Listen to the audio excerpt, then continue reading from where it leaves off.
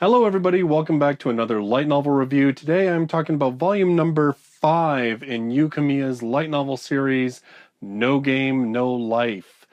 So this one picks up where volume number 4 left off. Volume 4 left us on a cliffhanger.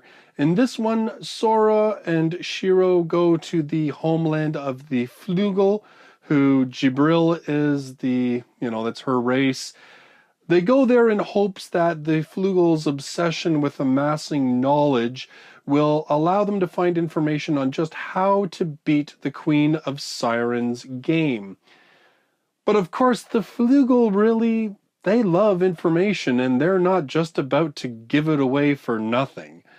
And so, of course, our intrepid heroes find themselves again challenged to a game.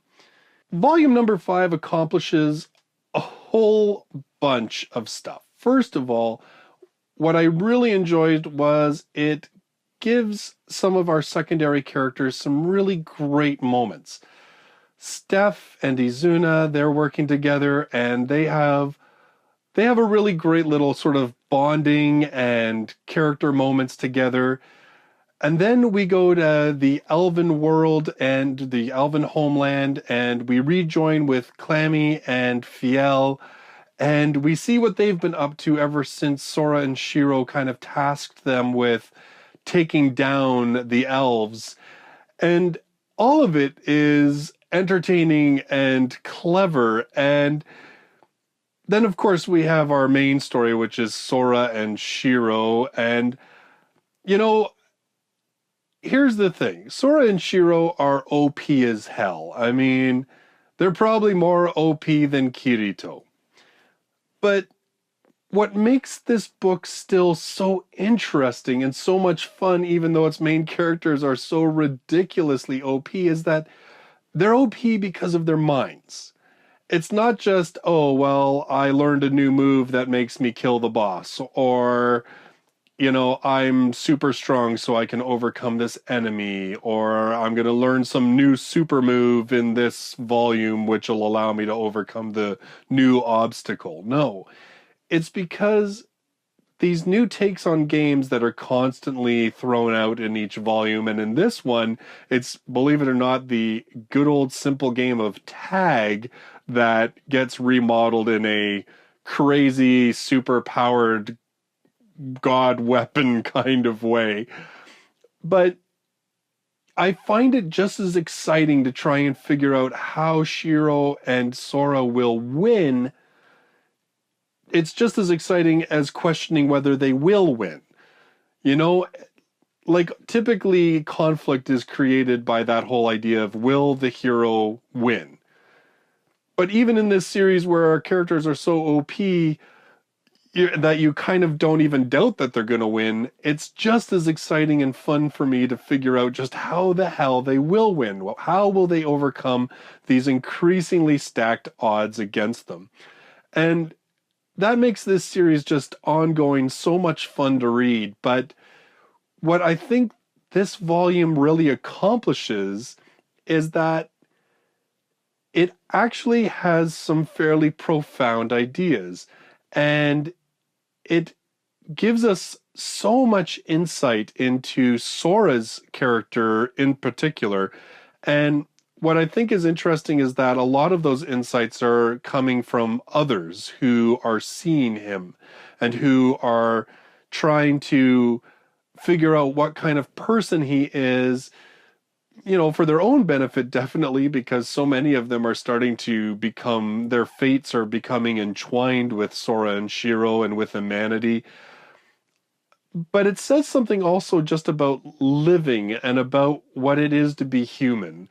And it's kind of, I mean, light novels, let's face it, a lot of light novels are kind of fluff, and when they try to make a point, they hit you over the head with it because it's a little blunt. This is a series that is so much fun and has so many moments that are like absurd and ridiculous. And yet, just in Sora, this character who seems so OP, but in this volume, maybe more than any others, we start realizing why. and just what he's gone through to get himself to this point. It actually, if you allow yourself to really look at it, it actually gives you a lot of insight and almost inspiration into how normal, average humans can become something more. How, as a species, we can continue to grow and excel. And this book starts to hint at ideas of just how it is that humanity, who are seen as the lowest and weakest of all the races, may have actually managed to survive the Great War, which is really exciting because volume number 6, and it actually says at the end of the book, volume number 6 seems to deal with this Great War that happened that led to the Ten Covenants, that it's going to sort of show us how it is that humanity survived what should have really just seen them completely wiped out given their power level in comparison to pretty much every other race. I just love this series because there's a lot of intelligence. Like, as much as there's the little Eshi moments, as much as there are the, you know, fanboyish moments and everything else, there is still a lot of intelligence behind this series, and there is quite a bit of sort of philosophy behind this series and questioning existence and what it means, and asking why is it that someone like Sora, who seems to know so much, can't understand things like love. And I could go on and on about and gushing about this book, but really I'm just saying that volume number 5 does more and above what a volume 5 episodes into any light novels really needs to. It is A, just as entertaining as any other volume. It's B, just as clever as any other volume. But what really kind of elevates it is that it's got so many ideas, and that it's just still building who these characters are and advancing these characters and enhancing them and making us so interested in them. Like Sora and Shiro, I know I've said in some previous volumes, I'm a little mixed on them because they almost are villainous in their behavior. But in this volume, like, I would say they become a lot more sympathetic. And I would say in some ways, I almost kind of pity and feel empathy for Sora and what he has gone through, and it kind of explains why he is who he is. And the more that you see as they win and how they treat other people and what they do to allow other more powerful races to kind of understand where they are coming from, it really says a lot. It says a lot about them, and it says a lot about, well, I guess, with Yukiya, it's saying a lot about how he views things. So overall, Volume 5 is probably, like, I'd have to say it's one of the strongest volumes so far. It really gets that good mix of humor, fan service, thoughtfulness, cleverness, and character building. It does it all in a remarkably decent balance. And I think that's something that A, is really impressive, and B, even more impressive that it's happening 5 volumes into the series. I would say, when you get 5 books into something, sometimes it hits a bit of a rut, and, we're just churning it out, the same sort of thing over and over. But this really feels like kind of a turning point in the series. So yeah, I can't really recommend this volume enough. If you have enjoyed No Game, No Life up to this point, Volume 5 is probably going to do nothing but confirm to you just how great this series is. And to me, it really does elevate the series. Like, after last volume, it was funny because last volume I was saying, I was like, wow, the whole like fanboy Eshi things have just been kind of amped up with like the Dhampir and how they survive on body fluids.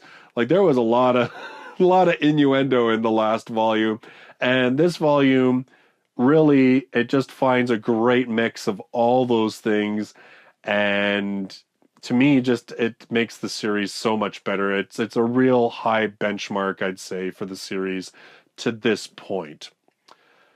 So those are my thoughts on volume number 5 of No Game, No Life. I gave it 5 stars on Goodreads. I usually just give a blanket 3 or 4 stars, but this one I had to give highest marks to because to me it is the best volume so far that I have read in the series. And as far as a light novel series goes, I just think it pretty much does everything right that you can expect from a light novel, especially that's a bit later into the series. So, with that said, my next review is going to be on book volume number 1 of Bakemonogatari. Yep, it's finally here. I had to wait for it to arrive because my local bookstore was sold out when I went to actually had the money to go and buy it.